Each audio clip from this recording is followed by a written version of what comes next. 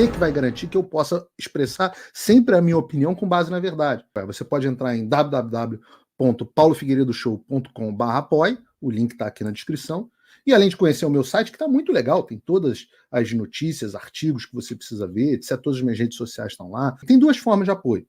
Uma baratinha, $7 por mês, que com o cupom de desconto que está aqui na descrição fica 5 por mês. Mas esses, os que estão prosperando, que Deus abençoou, que viajam, que compram carrão, que estão com relógio de marca, esses eu convido a se tornarem não só meus apoiadores, mas meus patronos Gold. $49,99 por mês ou $41 no plano anual.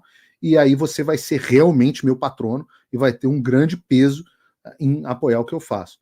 A expectativa e a entrega é que determinam a satisfação. Então, se você tem uma expectativa muito alta, digamos assim, o denominador da equação, não importa o tamanho do seu numerador da sua entrega, que você gera decepção, né? Ou uma satisfação baixa. Então, por isso que eu digo, eu acho que vem coisa aí, mas não posso dizer o quê, porque eu não vou. Agora, quando as coisas estão certas, vocês são os primeiros a saber. E a gente estava vendo que o Elon Musk, ele estava mais quieto um pouco, né, em relação ao assunto Brasil. O cara tem milhões de assuntos para tratar, não dá para ficar, ele não é brasileiro, não dá para ficar tratando de Brasil o dia inteiro. Uma das coisas que ele não tinha feito era retirado as restrições do Twitter. Não tinha, ele falou, olha, eu vou retirar, lucro, vão acabar me tirando do Brasil, mas lucro importa menos do que princípios importa mais, etc. Ele nunca disse quando ia cumprir essa promessa, isso seja feita, mas até agora ele não cumpriu. E eu não sou grande fã do Donald Rumsfeld, né? Vocês não lembram, foi secretário de defesa do George Bush, é um cara, acho que diretor da CIA, é um cara com uma história muito grande aqui nos Estados Unidos, mas ele tem uma frase que eu amo e eu uso sempre, porque eu acho que ela é muito verdadeira. Ele diz o seguinte: a fraqueza é provocativa. É, na verdade, uma versão da máxima do Reagan, né, que a gente consegue a paz através da força, ou a máxima romana, né, se vis pacem para bellum, se você quer paz, prepare-se para a guerra. O princípio por trás é o mesmo. Quando a gente diz que a fraqueza é provocativa, é porque ele envia um sinal aos seus potenciais adversários, ou seus concorrentes, ou o que quer que seja, que eles podem agir de forma agressiva com você, com o risco mínimo de consequências sérias, ou que você não vai resistir de forma efetiva. Então, quando uma pessoa, uma entidade, alguma coisa projeta fraqueza, ela está essencialmente comunicando que não tem a capacidade ou a vontade de defender os seus interesses e impor custos àqueles que o tiverem ameaçando ou atacando. Então, essa percepção de falta de força, essa é a determinação, essa falta de força e determinação, ela é um convite para os agressores e os oportunistas tirarem vantagem da situação. Porque eles calculam que a parte mais fraca vai ser incapaz ou não vai estar disposta a montar uma resposta forte.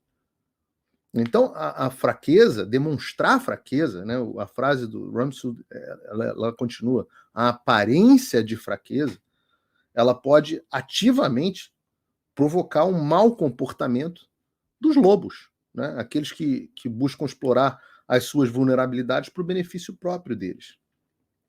E não tem nada que transmita mais fraqueza do que uma ameaça não concretizada. E eu não sei se a ameaça que o Musk fez vai se concretizar, eu realmente não sei. Não é como se o Musk fosse meu brother de WhatsApp, né? Não é um cara fácil de falar e certamente não é alguém que fique me ligando para ouvir meus conselhos. Alguns, graças a Deus, consegui que fossem ouvidos, outros não, né? Hoje uma assessora dele aqui falou para mim, Paulo, você tinha razão naquele negócio que você falou para a gente lá atrás. Eu falei, geralmente, quando eu falo as coisas é porque eu sei o que eu estou falando. Quando eu não sei, eu fico calado, né? Mas o fato é que você fazer uma ameaça grave e depois ter o seu jurídico fazendo o oposto e você não cumpre essa ameaça, você passa uma imagem de fraco, de fanfarrão. Essa foi a história. Lembra do acabou, porra? E depois não fez nada? A percepção dos ministros do STF, etc., é que o Bolsonaro é uma pessoa fraca por causa disso. Acabou, porra! Caramba, agora falou sério, caramba, o que ele vai fazer? Não fez nada. Né? Lembra a história de falar que não vou cumprir mais ordens ilegais do Alexandre, não sei o quê, depois cartinha pedindo desculpa, redigida pelo Michel Temer, fazendo acordo com o Alexandre, etc, etc. Isso transmite, independente do mérito em si, prometer uma agressão e não cumprir transmite fraqueza. É sempre uma péssima ideia. Por isso que eu digo para vocês, eu não prometo nada aqui que eu não posso cumprir. Tudo que eu prometi até agora eu cumpri. E eu sou um pobre homem mortal, né? O que eu não sei se eu vou conseguir, eu digo que eu vou tentar, que eu posso prometer uma postura combativa, né? E eu tenho tentado, e ainda vou tentar muita coisa. Mas ninguém vai dizer, o Paulo é um fanfarrão. Tem muita gente que falou, né? O Paulo falou que ia ter audiência no Congresso, não conseguiu, a esquerda ferrou com ele. Eu falei, não, eu vou cumprir. Fui lá e cumpri. E o que é interessante é que esses caras da esquerda, eles apostam na fanfarronice da direita. Eles apostam nessa fanfarronice. E o Barroso apostou na fanfarronice do Elon Musk. Ele falou, vamos ver, o pessoal fala muito, mas na hora não faz. Né? Vocês lembram dessa declaração do Barroso? Eu passei aqui no Paulo Figueiredo Show. Ele ainda foi além. Ele disse que tinha tido... que tinha encerrado o assunto. Não, acho que esse assunto está superado, porque estava gerando um tremendo mal-estar para o STF. E ele falou, não, esse assunto está encerrado, vamos agora... vamos falar nos autos. Não tem mais por que a gente falar, página virada, não sei o quê. Obviamente, eles estavam nas cordas naquele momento com um ultimato. Mas quando ele viu que o ultimato não foi levado adiante, ainda, pelo menos, ele se sentiu à vontade para brilhar numa entrevista que foi publicada hoje no Financial Times. Aliás, o Financial Times diz que a entrevista com o Barroso foi uma raridade, uma rara entrevista. O Financial Times, o Barroso é o ministro mais boquirroto de uma Suprema Corte no mundo. Ele é o cara da eleição não se ganha, se toma. Ele é o cara do derrotamos o bolsonarismo. Ele é a maior estrelinha, o cara que mais adora dar discurso. Vai para Davos dar discurso. Já volto a falar sobre isso. Mas a verdade é que essa entrevista do Financial Times ela não é só o que parece. No seguinte sentido, não é só o Barroso usando o Financial Times para atacar o Musk e aparecer para os amigos dele globalistas. Não é isso. O Financial Times, para quem não sabe, o Financial Times é a publicação número 1 da esquerda globalista. Foi o Financial Times, tem alguém lembrando aqui, o Barroso é o cara do Perdeu Mané, é isso mesmo. Foi o Financial Times que fez a reportagem tirando onda, lembra? Sobre as ameaças do governo Biden aos militares, políticos e os burocratas brasileiros para garantir que o Alexandre não fosse contestado em 2022. Aquela reportagem, né, a discreta campanha dos Estados Unidos para defender as eleições no Brasil, aquela reportagem é do Financial Times. É um porta-voz da esquerda globalista. E o Barroso, ele é exatamente da mesma turma. Não só essa entrevista foi dada numa reunião globalista de ministro do STF, como esse ano o Barroso era o homem mais importante do Brasil em Davos, no Fórum Econômico Mundial, com Klaus Schwab lá. E se você não sabe quem é Klaus Schwab, não sabe o que é Fórum Econômico Mundial, não sabe o que é Davos, por que isso importa, qual o papel disso no mundo, eu recomendo muito que você faça o meu curso O Fim da América e do Mundo Como Conhecemos, porque tem um módulo inteiro explicando isso. Aliás, aproveito para dizer que as inscrições se encerram em 48 horas e o link está na descrição com 30% de desconto. Mas quando eu digo que isso não é o que parece, é porque não é o Barroso usando o Financial Times para atacar o Elon Musk. É o Financial Times, ou pelo menos não é só isso. Majoritariamente, é o Financial Times e a elite global utilizando o Barroso para atacar o Elon Musk. Tanto que o foco da entrevista é a questão global. E a gente pode ver a entrevista aqui, eu vou ler com vocês, pelo menos parcialmente, a entrevista. Lembrando que ela está na íntegra publicada no paulofigueiredoshow.com para os meus apoiadores. Então, se vocês quiserem entrar aqui no site, podem assistir, podem ler, os meus apoiadores podem ler a entrevista como inteiro. Se você não é meu apoiador, você pode ser meu apoiador muito facilmente. Mas está aqui, ó. Financial Times: Barroso rebate Elon Musk após decisões sobre o ex-Twitter. Eis a íntegra. Aí está aqui: o presidente do STF do Brasil criticou Elon Musk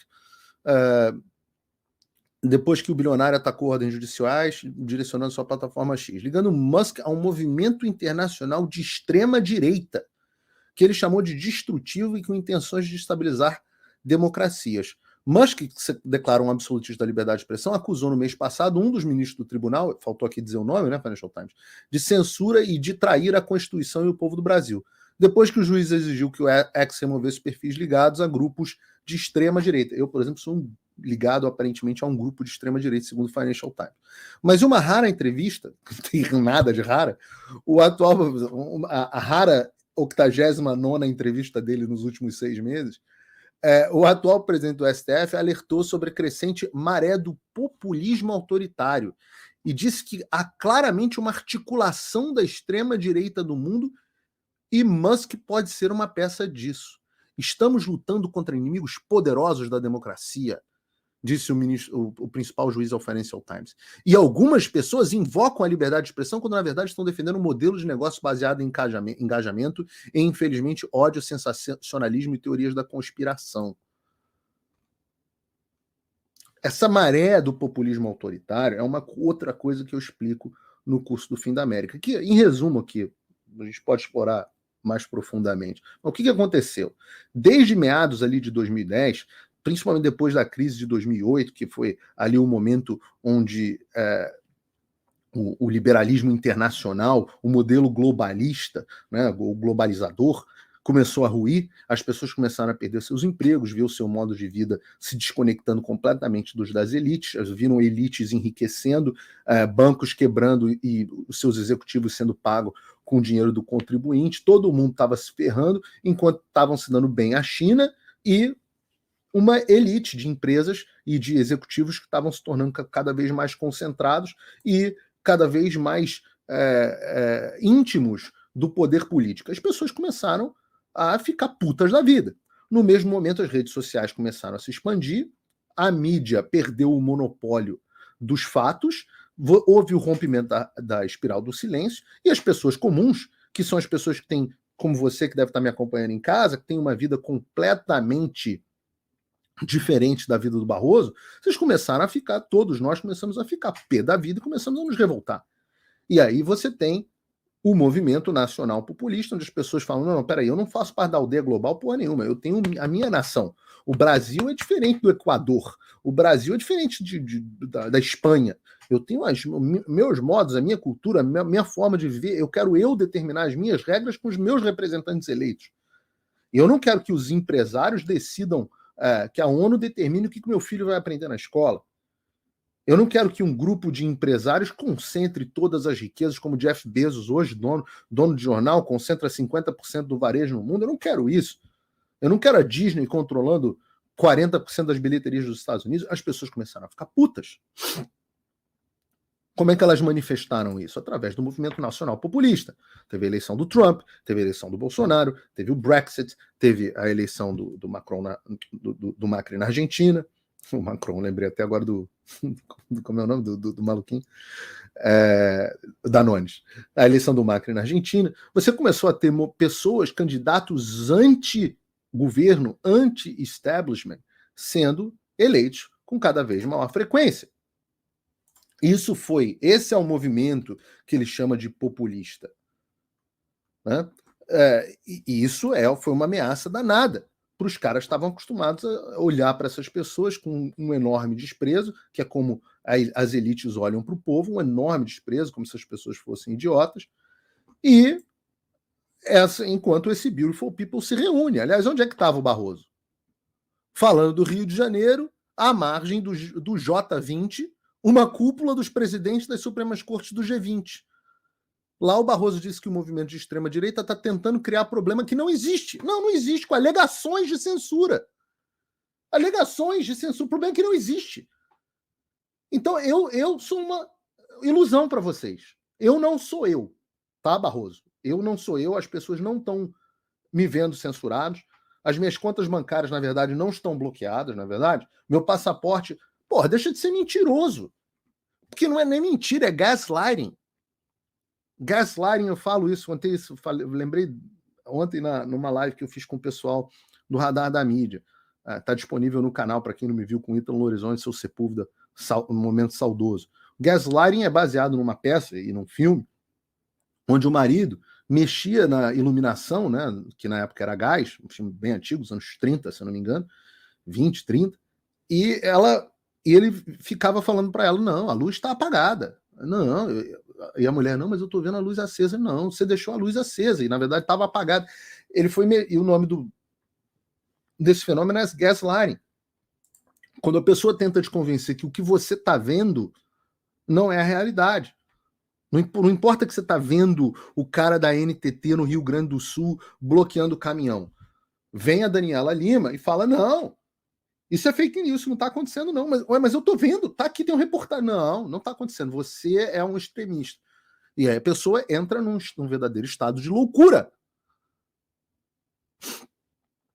Aqui, os comentários de Musk foram aproveitados pela direita brasileira, incluindo apoiadores do Jair Bolsonaro, que adotaram o chefe como figura talismânica. Não significa nada esse troço.